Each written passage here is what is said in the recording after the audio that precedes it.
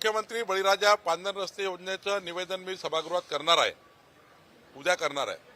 पण त्या ठिकाणी हे महत्त्वाचं आहे की मुख्यमंत्री बळीराजा पांधन योजनेमध्ये वेगळं बजेट हेड ज्याप्रमाणे बाकी योजनाचं आहे, वेगळं बजेट हेड आम्ही महाराष्ट्र सरकारचं काढणार आहोत।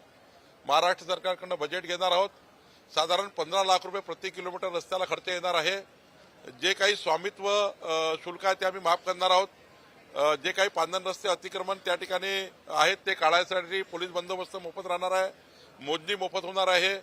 आमदाराच्या अध्यक्षतेखाली समिती तयार होऊन त्या ठिकाणी या पांधन रस्त्याचं संपूर्ण नियोजन आम्ही करणार आहोत आणि पुढच्या 4 वर्षामध्ये शेतकऱ्याच्या पांधन रस्त्याचं संपूर्ण प्लॅनिंग करून शेतकऱ्याच्या पांधन रस्त्याला क्रमांक टाकून जसं VR ODRला नंबर असतात, नॅशनल हायवेला क्रमांक असतात, तसे पांधन रस्त्याला आम्ही आता क्रमांक टाकणार आहोत आणि त्या क्रमांकाला लागणारा पैसा महाराष्ट्र सरकार देईल।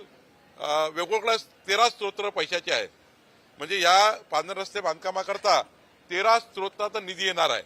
आम्ही सर्व स्त्रोत या ठिकाणी दिलेले आहे। DPC दिला आहे, मायनिंग दिला आहे, राज्याचं बजेट हेड दिला आहे, एवढं आमदार फंडातही पांधन रस्ते बांधता येईल असा आम्ही निर्णय करतो आहे। त्यामुळे 13-14 बजेट हेड याकरता ओपन केलेलं आहे। एकंदरीत आम्ही महाराष्ट्राच्या जनतेला शब्द दिला होता की महाराष्ट्राचं सरकार, देवेंद्र फडणवीसचं सरकार शेतकऱ्यांना पांधन रस्त्याची योजना आम्ही आणू।